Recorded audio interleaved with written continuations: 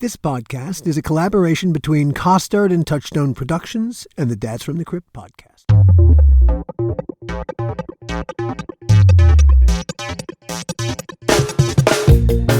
Hello, everybody, and welcome to this bonus episode special edition of the How Not to Make a Movie. Yesterday in New Mexico, the Attorney General, the prosecutors, they decided to charge Alec Baldwin and the armorer, Gutierrez Reed, with criminal offenses in what happened on the set of Rust. Talk about how not to make a movie in the worst possible way. You know, Gil, making Bordello of Blood was definitely how not to make a movie, but nobody died. Nobody died, indeed. Except my career, but that's something. Yeah, I was going to say, I consider in a couple of ways you and I died, but well, yes. But we're still breathing and eating and sleeping. Yes, and indeed, our relationship was a fatality. That was a different situation and a totally different problem and issue, and we've talked a little bit about that. Yeah. This one, though, dealt with life and death, and it should never have happened, and it should never have been caused by making something a fantasy in a movie or television set. Yeah, I know when the news first happened, it was like my head exploded. Yeah, me too. What? How is that possible? So many screw ups happened at the same time. We, for this special edition of the podcast, we've got two guests, two first assistant directors. We just interviewed Tony Adler for a previous episode, and Tony has worked features and big, massive TV series, massive mini series. We're also going to add a guy named Lee Webb, and Lee was he was one of the first assistant directors on Tales from the Crypt. He was the first on Demon Knight. Lee is worked on Moonlighting. And we've got an interview coming up with Lee, and he's got an amazing story but his perspective also on what should happen on a film set and what should never happen on a film set. I think in the middle of this particular conversation, because it's happening live all around us, I hope we can add something to this national conversation. And I think you might find our collective interpretation of what happened and how we would have handled it interesting. And I hope it might affect how you guys in the future go out and make your movies on sets. Yeah, indeed. Hey, safety is more important than anything. With that said, here we go. Let's get going. Yesterday, as we start this conversation, the Attorney General in New Mexico decided they're going to charge two people in what happened on the set of Rust. They're going to charge the armorer, and they're going to charge Alec Baldwin.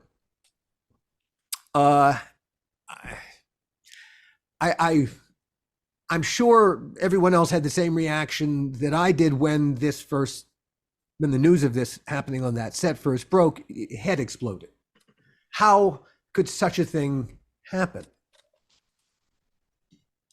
Now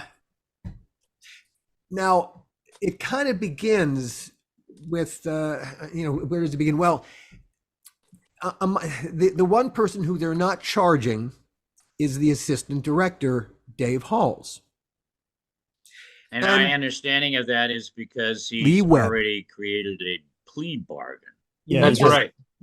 That's correct. Right. But the thing about Dave Halls is that he had an unusual history before he walked onto the set of Rust. He had been fired from a previous indie film because of another prop gun discharge. A producer on Freedom's Path, the indie film, said that during production in 2019, quote, a crew member incurred a minor and temporary injury when a gun was unexpectedly discharged, unquote, after the incident, and Hall was fired from that movie. Let me ask you something. I don't know. Is he a member of the DGA? No. I didn't think so. He was.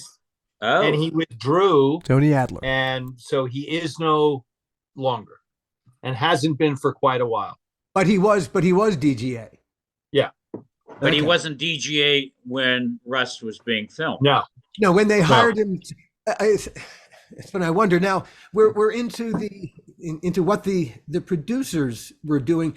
Let's just go through the timeline of what happened that day, just so that we're clear on that. All right, so prior to the fatal shooting, all right, a number of crew members told the Hollywood Reporter that they were specifically frustrated with the producers. And again, producers covers a lot of territory in this instance. Prior to the fatal shooting, there was a previous complaint about an accidental weapons discharge on that set that went unaddressed. Several crew members, was it the same weapon? Was it the same gun? Don't know. Yeah. Several crew members walked off the set over unsafe conditions. Yeah. Gutierrez Reed, the armorer, had only one other such credit under her belt, but her dad,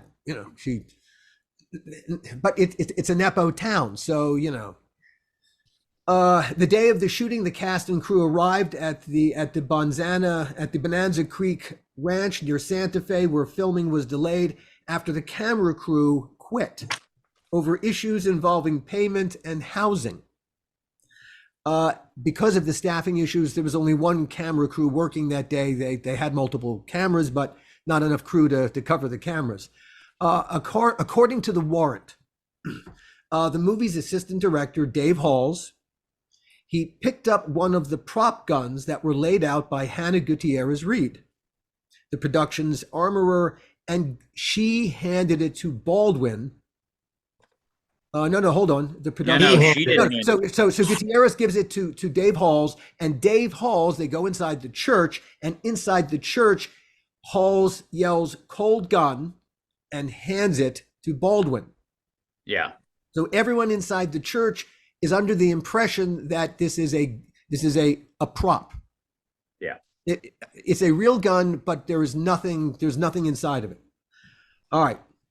In his first interview, an emotional Baldwin detailed what happened on the day of the tragedy, and he broke down in tears. Okay, he said the gun wasn't meant to be fired. I'm holding the gun where I was told to hold it, which was right below her armpit. When she told me to begin cocking the hammer for a particular shot, he said he did it without cocking the gun itself. He said he let go of the hammer and bang, the gun goes off. And of course, he continued, everyone was shocked. The gun was supposed to be empty. I was handed an empty gun. She goes down. I thought to myself, did she faint? All right. That's in the moment. That's what everyone says in the moment. What do we all think? Well, I can tell you from after the Brandon Lee incident on the Crow. Yeah. Everything changed in how to handle guns. And whenever a weapon was on the set and about to be used, there were certain protocols that had to be followed. One of which was for the AD, the actor, a producer, if he was on the set or she was on the set, and anyone that was in the line of fire or would be in the line of fire, considering two things. One, the gun should never have been aimed at anyone or any part of somebody. It was also always supposed to be directed, and of course the DP would know this, directed so it looked like it was aiming where it was supposed to be aimed, but no one was actually in line with it. Did anybody ask if there were even plexiglass protectors in front of the camera? I've never heard the word plexiglass, as far as I know, has never come up, strangely. There clearly were no plexiglass anything there. There were no shields. There was no plywood. There was nothing there. Yeah. And that's the thing, is even if you are not pointing it at someone, we all know that blanks fire wads and spark and gunpowder residue. So depending on how close you are, you always had face shields and plexiglass, and those are safety components. But all of those people, whether the people who are in the line of fire, the DP, the operator, the assistant camera, the producer, the actor who's going to handle the gun, and the AD, and the prop master or armorer in this case should have looked at that gun, taken everything out of it, shown a light through the barrel to make sure there were no obstructions. All of that should have been done before Alec actually had the gun in his hand and pointed it at anything. Here, here. Yeah. Obviously was not done. So there's you asked what, if I were a prosecutor, my one line to be remembered would be safety was compromised in lieu of expediency. We all know the pressures on a set to get the work done because time is money, as we are often told. But safety should never, ever be compromised, and it certainly was in this case. This was already a set with chaos because the crew and the producers were at odds with each other over unrelated things. But safety was one of the things that the crew had been complaining about. Yeah. Yeah. Well, I don't understand. Let me jump in for a second here. So this clearly is an incident where in the 2 minutes that it took to go through this incident, from the time that the gun was requested to the time that she was shot and the bullet went through her and into the shoulder or wherever it was of the director, everything that could have gone wrong and was done incorrectly happened at that moment. Everything. Number one, when you are rehearsing a scene and you're lining up a shot, there is no need in any way, shape, or form for the real weapon that you're going to shoot, especially if it's a metal gun that that could possibly fire either a blank or anything else. You generally line up with a plastic gun, a replica, always, all the time. Everybody should be aware of that. The armorer, the prop master, the assistant director, the actors, and the camera person. Two, as you just said, nobody should be pointing something directly at the camera ever for any reason until you're shooting and until the safety protocols are met. That was never dealt with, never discussed, obviously, and didn't happen. Three, why the gun itself was available without the armorer following it around, meaning that person clearly did not do the job she was paid to and hired to do. When you hand somebody a weapon as an armorer, okay, in my 40 years of being an assistant director, the armorer follows that gun around. Absolutely. That's what happens. Yeah, and or the prop master, whichever, but yeah, it didn't happen. The right person didn't follow the gun around. Clearly, the assistant director didn't do his portion of all of that, which was to look down the barrel of the gun and look into the chambers and the barrel thing, and that didn't happen. The cylinder, yes, thank you. And Alec Baldwin clearly did not ask either the assistant director or ask for the armorer to say, has this gun been cleared? He didn't. None of that happened. So everything that could have gone wrong went wrong in those 2 minutes of time that took that poor woman's life. Alec Baldwin's defense is going to be he was handed a gun that the assistant director had cleared by saying it was cold. Right. That lays a lot of the responsibility onto the assistant director, who obviously did not look at the gun in the cylinder to see what was, if anything, loaded. And yet has made a deal to try to mitigate his own responsibility by, I don't know, unmitigating it into someone else like Alec Baldwin, Alec Baldwin was a titular producer on the piece. Right. But as we know, it might have been, and again, I don't know, I wasn't there when his deal was negotiated. To get Alec Baldwin onto the picture, they might have had to say, yeah, Alec, you're a producer. Yeah. And so if he's being hoisted on a producer's petard, he was, as we all know, there are producers and then there are producers. Yeah. But you see, there was incompetence from the very top to the very bottom. No, that's correct. I was surprised that none of the producers were brought up on charges. That's the shocking thing. That's the ultimate responsibility. That's for right. The entire show. That's whether, right. whether it's safety, whether it's food, whether it's poisoning, whether it's whatever. I mean, Alan, if you remember, and Lee, you probably remember, we did full body burns on our show a lot of the time.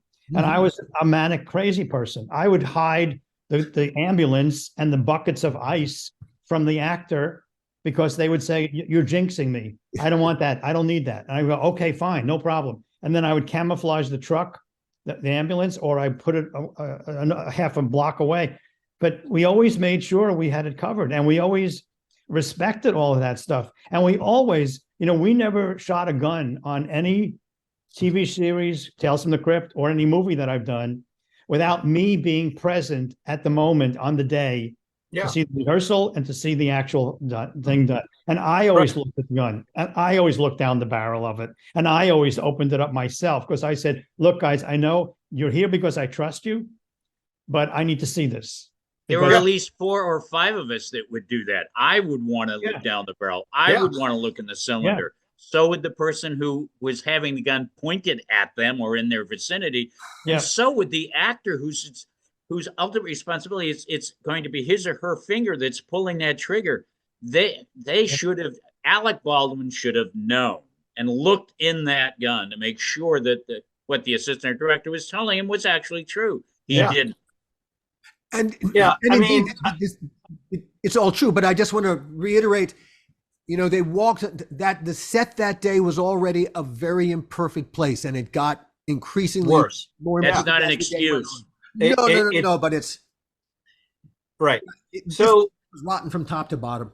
So ultimately, at the end of the day, the two, aside from the fact that there's no question that there was negligence on the part of the armorer, there was negligence on the part of the assistant director, and unfortunately, as we all know, actors can, whatever mindset Baldwin was in at the time, he says, and there's nothing to absolutely refute that he was told the gun was cold. Now, whether he actually had his hand on the he says he didn't pull the trigger. It's been clear through expert testimony that the gun cannot be fired in any way unless a finger pulls the trigger, not the hammer, but the trigger. That's been talked about by experts. Okay. So potentially he lied to George Stephanopoulos on that interview months ago. Yes. But at the end of the day, Stephanopoulos. Right. At the end of the day, the just to start with, and to what Gil's point is, which I think is absolutely the most important thing, is the producer of the movie, which was Alec Baldwin's company, who made the deal with Netflix and the whole whatever that thing was. They are ultimately responsible for everybody's well-being and safety on the set. Everybody. Okay. And that was not paid attention to. So that particular thing for me, and Lee, I'm sure for you, is really, really important. So that's number one. Number two, how in God's name, and I don't think we'll ever really know the answer, but how and why did live ammunition make its way onto that set, whether it was in a box, a truck, anywhere? How did it get in the cylinder of that gun? 500 rounds of live ammo they found on that set. So how did that happen? And how did it not get stopped? I mean, I to this moment, I can't imagine. There is an explanation. And it has to do with the fact that the guy who was supplying the weapons and I think the ammo, that company had just done another feature where they had some surplus ammo, and it was in a truck, and the truck was on that set. Something to that effect. Are you talking about surplus live ammo? Why would there be any surplus of any live? I'm simply describing to you as I was looking to see just do some background on this.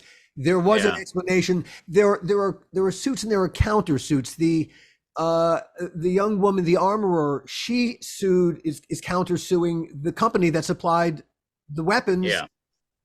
And the ammo. Yeah. Let me ask you this. It seems like the abiding question is, how would live ammo be inserted in any prop gun on that set. Well, that's the big Right. question. No one has the answer to that, and that's Right.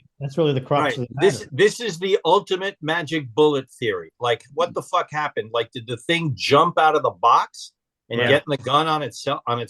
Like, someone, somewhere took that ammunition and put it into that gun, and then that gun ended up on the gun cart.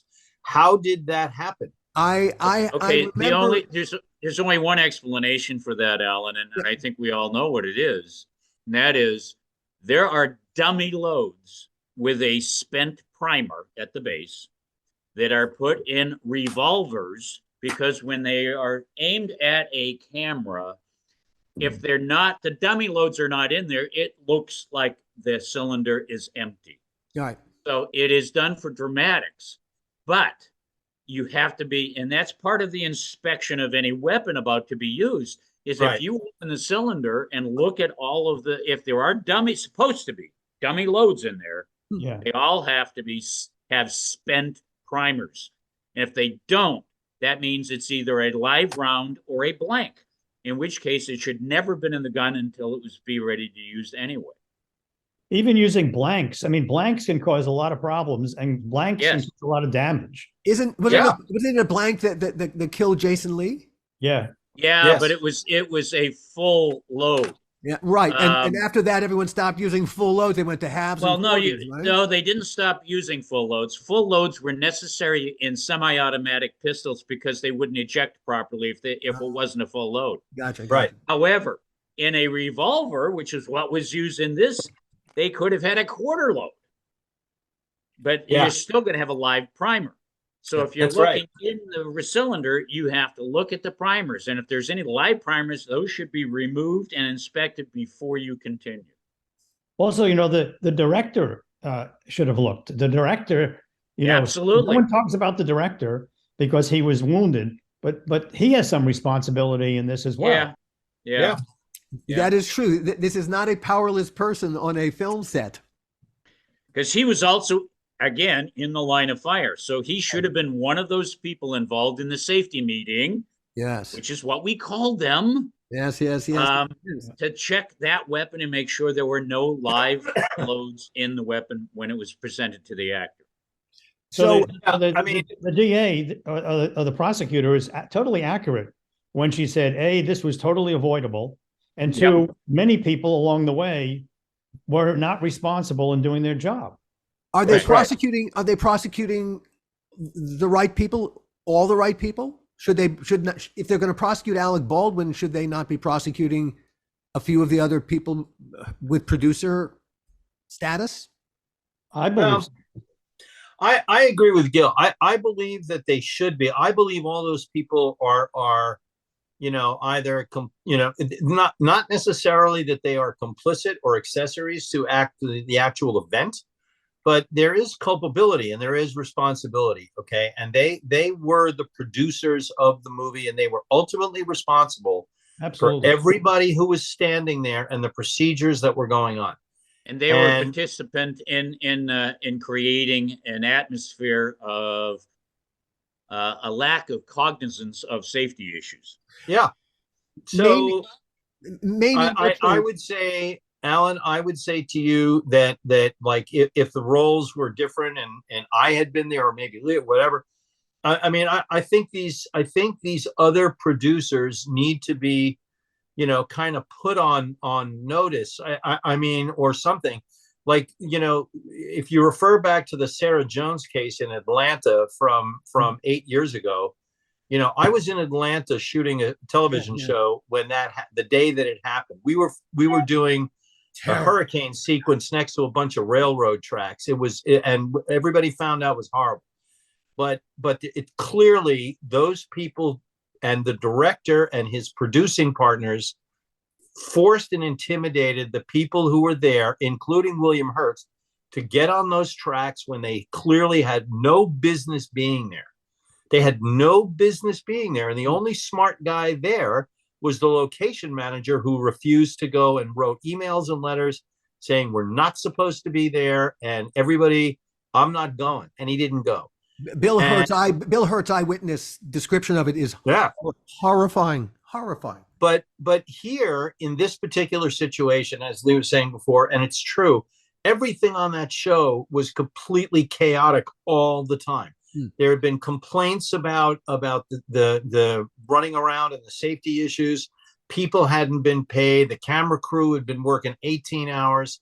They at one point I think they were thrown out of their rooms, or some crazy shit went on. Right. It was a nightmare. Everything was a nightmare. And as I said before, the 2 minutes that we're talking about here, from the time Baldwin or the director asked for the AD to go and get the gun to give to Baldwin, right from that second forward, everything went wrong.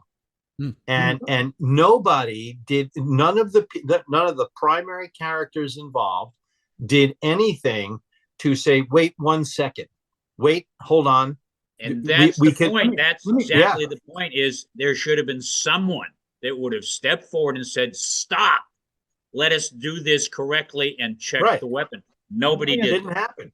So what was it completely avoidable? Absolutely, 110%. That woman should not be dead. And her little boy should have a mother to grow up with, and the husband should have a wife.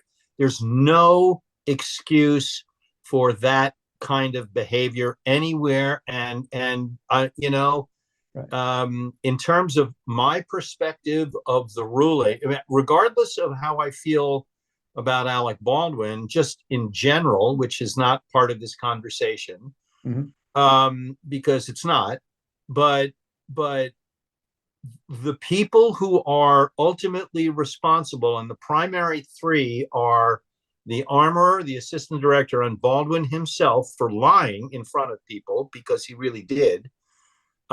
Those people should be, I mean, to me, this particular judgment on them, right now, should only be the beginning. Like, none of those people should be allowed to work, just like the people in Atlanta who were responsible for Sarah Jones. They were taken away and not allowed to work in the movie business for like 10 years or so. Yeah, the first AD was banished from the business. She cannot work in it for 10 years. Let me ask you guys a question, banished. because the injustice that I find is with the plea deal that they made with the first AD. I don't understand how or why they could have made that deal, and that they didn't hold any producers responsible. Mamie Mitchell, who is she was the script supervisor. She sued Alec Baldwin and his fellow producers after the fatal shooting. So she sued them all. And she complained, and she alleged in her complaint that she was injured by the gun when it was fired, but she also claimed assault, intentional infliction of emotional distress, and deliberate infliction of harm. But she also said that the script didn't call for any gun to be discharged, and she blamed Baldwin for not checking it.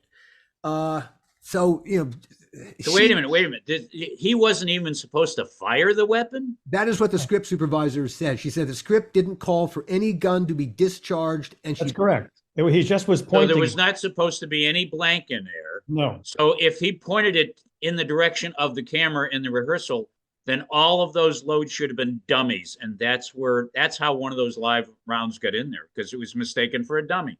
But what is your opinion about that? I mean, I'm really outraged that the first AD was able to pull a plea deal. And I'm outraged that no producers were indicted or brought to, It just seems the legal system doesn't seem to understand how a film set works. Well, I'll tell you something, Alan. You made a point earlier that you'd been on a jury and you didn't think that Alec would be convicted of this. Let me turn that another way, and that is, if this is going to be in New Mexico, 12 people, good and true, sitting in a jury box will look at someone who's famous and may have an attitude and may have, through his own negligence, caused great harm and death to someone, and they won't forgive that. But they'll have to follow the letter of the law, and the way that the law is is written in New And Mexico. you said it it's some says, weird description of manslaughter in New Mexico? well, it says while acting in a reckless manner which may cause the death of another person. Now depending upon how it's prosecuted, if they must define the Reckless. involuntary manslaughter within the moment that the trigger is pulled. If he's been told one thing, all the other stuff might not work. Inside a jury's head. Yeah. Is this a reckless manner when you've been told one thing and you're just rehearsing a scene and you're shocked as everybody else? Yeah. But they also said that they that's might, but it also said that he might have a greater responsibility because he's a producer. And if that's the case, then why aren't other producers? And that too, a jury will jump all over because they'll say, well, why did they pick him out? Why? Because that is how juries think. Juries are really, really logical, and the prosecution is going to rely on getting 12 people to say it's all out. Amongst all the producers, Alec Baldwin is the guy. I am going to have to jump off in a couple of minutes, but I'd like to just sort of close and let you guys finish up. I would say, Gil, number one, in answer to your question about the outrage about why the AD was able to quote unquote cop a plea, right, which he did. I am sure that based on all the TV shows we've ever seen and what our understanding of the legal system is, that their Justice Department and their prosecutor, is approaching each and every one of them individually. And I am sure that his lawyer or whatever asked to find some way to get his name cleared or do something or have him be less. I also think he wanted to not have this be part of any worse of a mark that it's already been on him. Sure. Well, the assistant director I understand why he would do it. A bargaining chip somewhere. Because they wouldn't give him a plea bargain if he didn't have something with which he was bargaining. Well, they're probably going to use his testimony against the others, which they normally do in these kinds of trials. But my feeling is, why would they even consider that? Yeah, he's probably going to point a finger at the culpability and responsibility of the armorer, and the fact that Alec Baldwin, and this is only a guess, but that Baldwin put in extreme and intense pressure on him to deliver something faster than he was supposed to do, right? And told him or inferred that we didn't have to worry about to say, just give me the gun, give me the gun, give me the gun. That's what I want. Oh, sure. But there's one problem with Dave Halls. Of all the people to choose as the guy that you're going to turn, he's a terrible witness because he's got a history. Yeah. Well, but he's the only witness that makes him a terrible witness. Yeah, but he's the only witness they have. But when you go into the jury room, he won't stand up because all you need is one juror to go, but Dave Halls is an asshole. Yep. Listen, before we lose Tony, I just want to say one thing to our young filmmaker audiences out there. This is the reason why Alan and I work with people like Tony and like Lee, because we're very concerned about safety, but we know these guys are even more concerned about safety because they're doing it moment to moment, day to day. We go to the set on the day, but it all is prepped beforehand. We've been involved with those situations. We've been involved in those discussions. We've been involved with exactly how we go from A to B to C to D. But these two gentlemen are responsible for doing that. And that's why they have such trust from us, because they're capable of knowing how to do it the proper way, the right way, and the safe way. And it's also why they're making your movies, as you're young filmmakers making movies, that's what you want to do. You want to make sure you align yourself with people like these guys to run your sets, and it'll run more efficiently. You'll get your work done in a better way, and it'll be in a safe way. Indeed, so and to think like they think is the only way to think on a film set. Yeah. There's no excuse for anyone to die on a film set. There's no excuse for anyone to get hurt on a film set. But okay, accidents do happen. Okay, hurt begrudgingly, but killed for make believe? No way. Understand that no matter how little money or how much money is spent on a production, safety has to be paramount. Yeah. Yeah, everybody should have a safe environment to work in. Everybody who works on the crew, whether it's 3 people or 300 people, need to know that the leadership out there is got everybody's best interest in mind, and everybody is trying to do the best job that they can all the time, always, and they should feel completely entitled and that to have a safe environment. Here. And that if they doesn't mean- can't trust the leadership, if they can't trust the guys who are the men and women who are standing up there in front, then you have an enormous issue. Hence the whole thing with the script supervisor and why she is doing what she's doing. Just wanted to Joining ask, us. Thanks Tony, so much. have I ever met you? Yes, we've met at the DGA a few times. Ah, okay. Well, it was good seeing you again, Tony. Thank you, Lee. You too, buddy. Gil, Alan, thank you guys for having me on board. I'm sorry I haven't yet, but I really No do. worries, no worries. We will continue this conversation as the case continues. See you next time, everyone. The How Not to Make a Movie podcast is executive produced by me, Alan Katz, by Gil Adler, and by Jason Stein. Our artwork was done by the amazing Jody Webster, and Jason Jody, along with Mando, are all the hosts of the fun and informative Dads from the Crypt podcast. Follow them for what my old pal the Crypt Keeper would have called terrific crypt content.